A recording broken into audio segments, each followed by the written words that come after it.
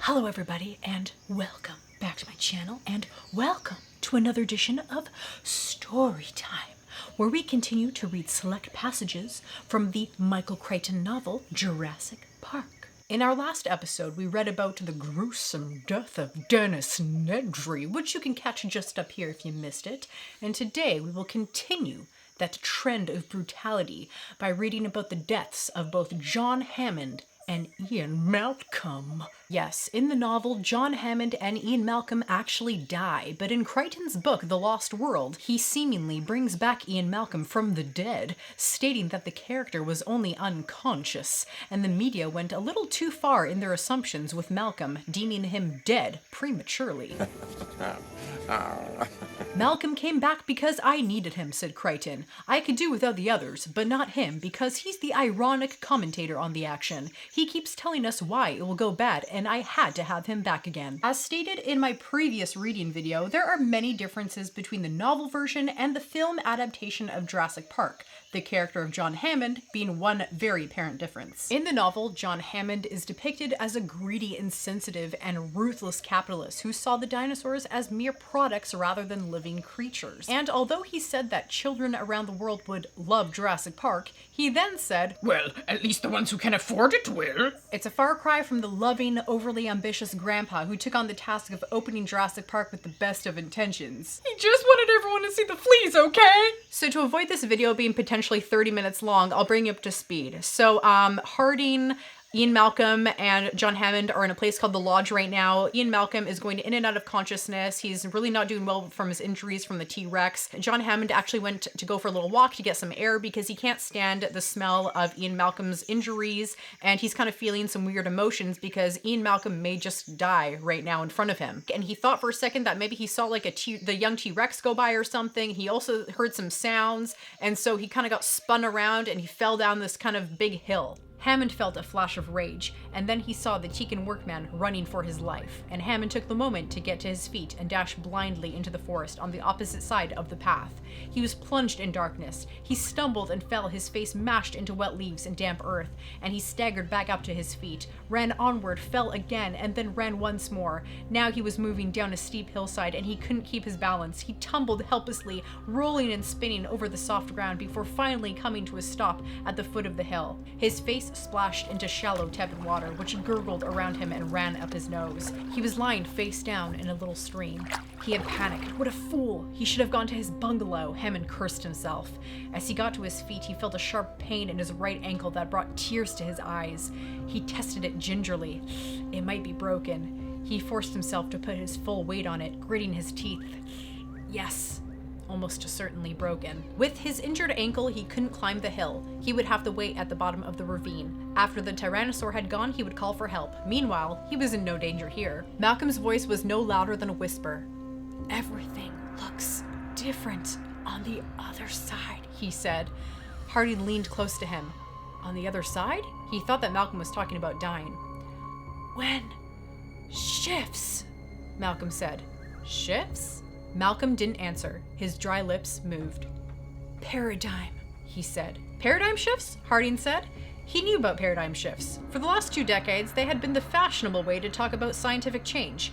Paradigm was just another word for a model, but as scientists used it, the term meant something more, a worldview, a larger way of seeing the world. Paradigm shifts were said to occur whenever science made a major change in its view of the world. Such changes were relatively rare, occurring about once a century. Darwinian evolution had forced a paradigm shift, quantum mechanics had forced a similar shift. "No," Malcolm said. "Not paradigm. Beyond." "Beyond paradigm?" Harding said. "Don't care about what anymore?" Harding sighed.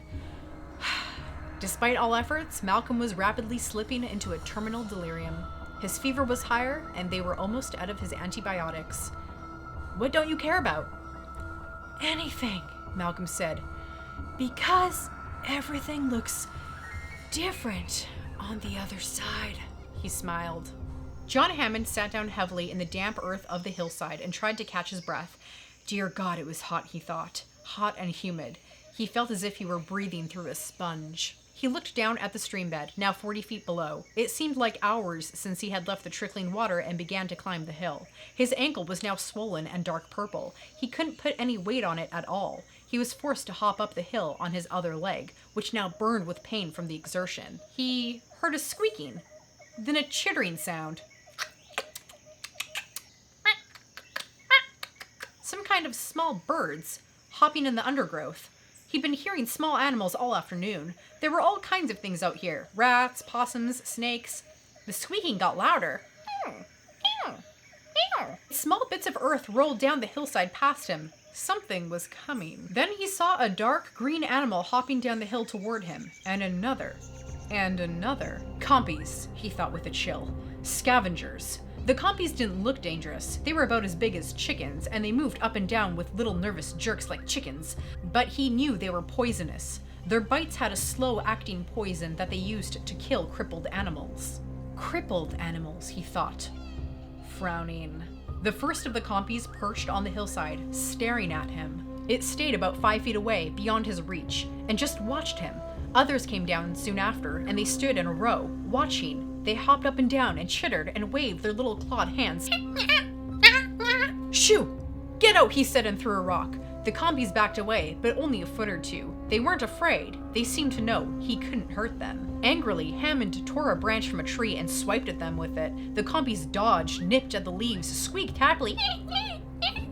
They seemed to think he was playing a game. He thought again about the poison. He remembered that one of the animal handlers had been bitten by a compy in a cage. The handler had said the poison was like a narcotic, peaceful, dreamy, no pain. You just wanted to go to sleep. The hell with that, he thought. Hammond picked up a rock, aimed it carefully, and threw it, striking one compy flat in the chest. The little animal shrieked in alarm and was knocked backward and rolled over its tail. The other animals immediately backed away. Better. Hammond turned away and started to climb the hill once more, holding branches in both hands. He hopped on his left leg, feeling the ache in his thigh.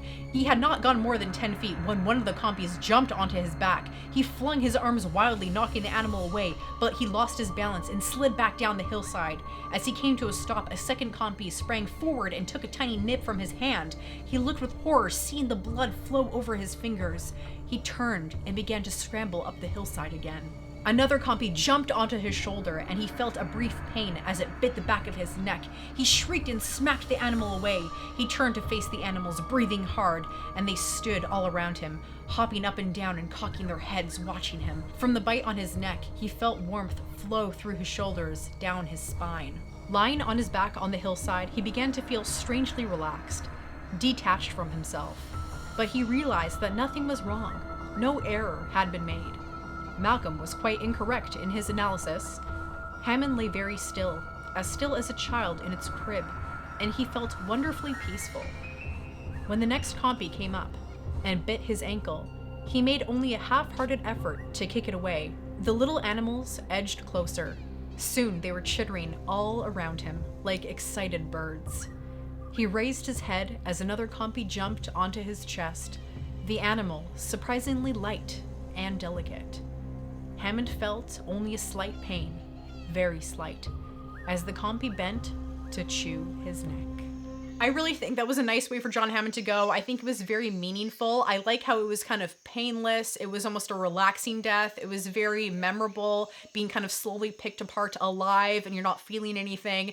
And I really like that visualization of him almost being like a baby being rocked in a cradle, kind of in a crib, kind of how when you become older, you almost kind of start resembling an infant in a sort of way. So I kind of like that whole kind of comparison and how the death is almost like an infantile death in a way. You'll notice that Hammond's death by the pro-compsognathus, who are called compies for short, is actually the very same death that Dieter Stark ultimately faces in the Lost World Jurassic Park film.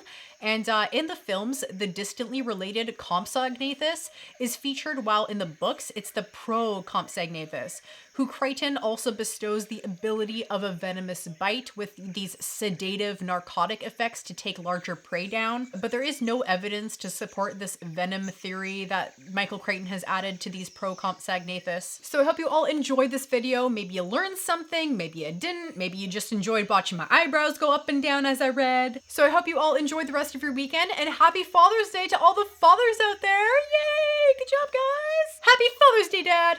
Love you! So please remember to like, comment, and subscribe. I come with new videos every week. Come check me on social media and help spread the channel on Patreon. So thank you guys so much for watching, and stay legendary. Pew, pew.